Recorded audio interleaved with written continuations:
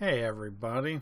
Alright, so fantasy versus science fiction. You will have already seen that I've posted the discussion board, which is a video post, which is what you have to watch to know how to answer the discussion board questions. But I wanted to have a little conversation about fantasy versus sci-fi, and to be honest, do we care anymore? Does it even matter? I don't know. It's one of those questions that I think it depends on how you define it. See, I mean, Star Wars, is that fantasy or science fiction? I mean, people would define it as probably one of the large forward jumps for science fiction, but is it? I mean, you could argue it's way more fantasy than science fiction. And you could look at a bunch of things like that. But to be fair, I mean, if you go back 50, 70 years and you were to tell someone that we would have robots that could walk, machines that could walk on their own and starting to think on their own, I mean, they would have said that was fantasy. So, I mean, it always comes down to the factor of time, right? If you go far enough back in time, half the stuff we view as science today would have been fantasy in the past. So, I mean, it's a tough one. I mean, as you can see on the screen, I mean, the Harry Potter type example, okay, maybe a bit more clear chances of us using wand to define our power is less likely maybe than, for example, iRobot bottom left, where robots become artificially intelligent and self-thinking. We've got a lot of movies along those genres like Terminator and stuff like that. I would definitely argue those are science fiction. Avatar, where does it fit in? I mean, there's science fiction and fantasy components in that. But if you're just factoring it's a different race, I mean, you may think it's far more science fiction based than fantasy. Assuming you believe that space travel is possible and other beings live on other planets, which, in my personal opinion, it's hard for me not to believe. I'm a numbers guy, and with that many planets out there, how is it not possible for it to what happened here to happen somewhere else? Having said, I'm not questioning anyone's belief. I'm just saying what I believe. All right, let's take a look here. So the definition, fantasy. All right, so faculty or activity of imagining things, especially things that are impossible or improbable. See, this definition is one of the reasons I always question things, is improbable. I mean, like I said, you go 100 years ago and half the stuff we have today people would view as impossible, or probably at least improbable. It talks about gods and monsters and magic, and I'm like, most people would put Thor in the category of science fiction, but I mean, concept is he's the god of thunder, and his hammer was made from a dwarf star and stuff like that. So, I mean, he falls into Greek mythology and things like that. So, my thing is that may be a hard one for me. And like I said, I think the lines personally have blurred to a level that I don't separate the genres. But having said that, you may care, you may only enjoy the movies that are more human-based. The one thing I have noticed is, as humans, we in general have not overall enjoyed movies that one or multiple of the main leads aren't human-based, or at least very similar looking to humans. I have noticed it's hard for movies that the main focus of the movie is a non-human, to succeed. If you can think of some good examples, that'd be great, because they either, I find, have to look like a human. I mean, even if you look at Transformers, I mean, the story still focuses around the human struggle versus the robots themselves, even though the movie's called Transformers. So, I mean, using even that example, I mean, if you actually really watch the movie, see how much time the humans are on the screen. It's quite interesting when you watch it. So, anyway, keep in mind, this is all me just giving opinion. I'm open to your opinions. Always love to have discussion. If people have an opinion, never hesitate to share it in the discussion board or ask me a question. I'll happily answer it. This is a new post I'm doing. This is just after the Family Day long weekend here in Canada on 2018. So futuristic scientific or technological advancements, major social or environmental change, frequently portrayed in space, time travel, and life on other planets. Time travel, I mean, how is that not a fantasy concept more than a science concept? I mean, it's funny when you really step back to think about it, right? You know, beaming people in Star Trek. I mean, there's so many. I mean, look at why am I gapping on the telephone booth? Doctor Who. Sorry. Oh my gosh. I mean, think about that type of concept. I mean, that's pretty freaky to think that that's more science fiction than fantasy based when you really think about it, right? Planet of the Apes, things like that. You know, those types of movies always put an interesting spin for me on it. But like I said, in my opinion, let's have some fun with it. Let's enjoy the genre as a whole. You know, I think it's a lot of fun, and I think we can enjoy it either way.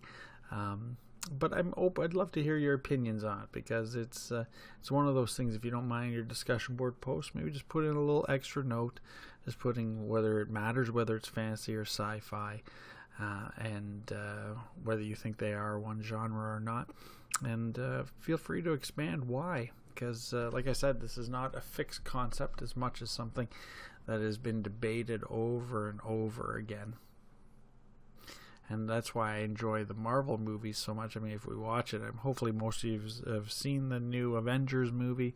If not, get out of the rock you're under. You're in a science fiction course. Go see it.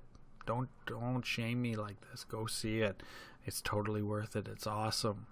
It's a hard movie for some people to watch, but it's awesome. Go see it. Okay. I hope I've emphasized that enough. And like, for example, if you've never heard of Anne McCaffrey, Pern series, even they have dragons in it, but I mean, most people would argue the rest of it's very much science fiction based. Like I said, with Star Wars, most people would view a lot of that as fantasy over actual technology based. The one thing I always found interesting with Star Wars and Star Trek is Star Trek always focused on the technology side of it, where Star Wars never once really touched it. It's not about, okay, you know, who's got better technology, who's got this. They don't talk about that at all. Where in Star Trek, I mean, the Borg, right? Superior technological society by integrating everyone else's technology and assimilating it. I mean, totally technology focused. So just interesting to see how you can take a very similar concept of basically space travel and space conflict and totally turn it into two dramatically different approaches to delivering the content.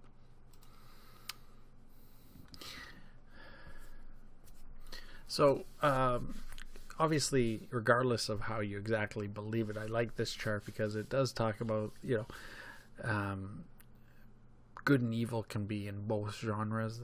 I mean, I would say most of our movies, when it comes to these action, sci-fi, fantasy movies, there's always the good and the bad. And in general, we usually put ourselves on the good side. All right, and there is some fantastical creatures. I mean, look at General Grievous, or, you know, half the characters you get introduced to in Star Wars or in Star Trek, the Klingons and other things like that. You know, but we also see characteristics in them in ourselves usually, and that's part of what the attraction is. So anyway, I'd love your opinions. This isn't meant to be a long video, but I did want to just address it a little bit because I think it's worth talking about. And just to add on with the sci-fi fantasy comments, I just thought I'd go into worldwide box office numbers. Just take a look at this. This is what makes me so proud to be in this genre. Look at the top 10 right now. Avatar, you can argue sci-fi fantasy. Star Wars, Infinity Wars, Jurassic World, Marvel's Avengers, Avengers Age of Ultron, Black Panther, Harry Potter. I mean, and then followed by another Star Wars movie, a Frozen, which is a fantasy, well, power-based sci-fi fantasy type movie, and then Iron Man, Captain America, Transformers, Lord of the Rings, Transformers, Batman. You know, I mean, just look at the top 100. Sci-fi fantasy kill it. I mean, look at that. That's just amazing to me.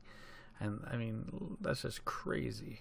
I mean, we consume the top 100 in our genre. I mean, Titanic's in there, and Furious 7, which is a good action flick. I mean, think about the rest of this. I mean, 8 out of the top 10 are sci-fi fantasy. I mean, that's just what a powerful statement. I mean, I think you have to give it credit. And that's worldwide numbers, 2.7 billion, 2.1 billion, 2.06 billion. I mean, those are huge numbers.